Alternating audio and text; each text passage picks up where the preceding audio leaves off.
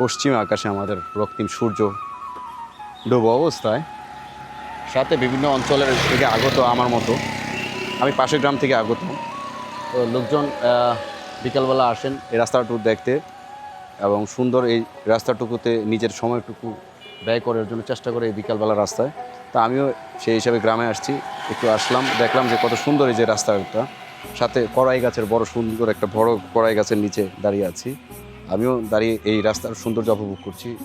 দুই ধারের যে সৌন্দর্যগুলো আছে, প্রাকৃতিক সৌন্দর্য, পাখির কিচিমিচি, সাথে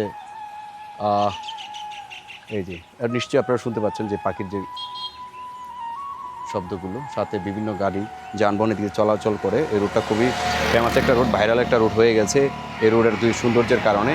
এটা খুবই পুরনো একটা রুট, বাঁকড়াবাদ টু পান্নাবল টু বাঁকড়াবাদ রুটের যেটা, তো এবং এই রুট দিয়ে আপনি বাঁকড়াবাদ টু মুরাদনগর টু ঢাকার যে রুট, এই রুটটি আমাদের ব্যবহার করা হয়। তো আমরা এই রুটে ঢাকা যাওয়া হয়, মুরাদনগর টু উপজেলা যাওয়া হয়, পান্নাবলে যাওয়া হয়। আমরা দিকে দেবিদ্বার যার যেখানে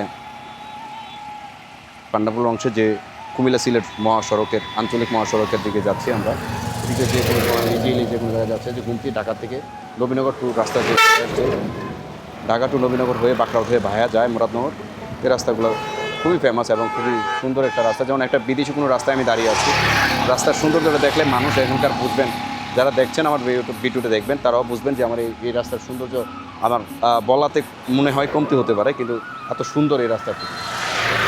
তো আসতে পারেন, আসলে ঘুরতে পারেন, কাউকে পরিবার পরিজনকে নিয়েও আসতে পারেন, ঘুরতে পারেন, বেড়াতে পারেন, অনেক সুন্দর লাগবে এই রাস্তাটা। তো গাছগুলো যখন ফুটবে, চেরি ফুলগুলো যখন ফুটবে আরও সুন্দর হবে।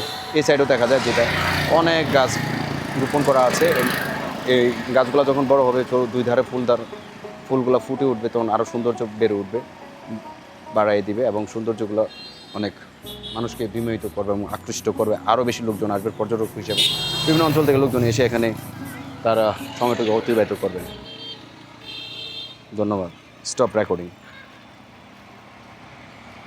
রেকর্ডিং।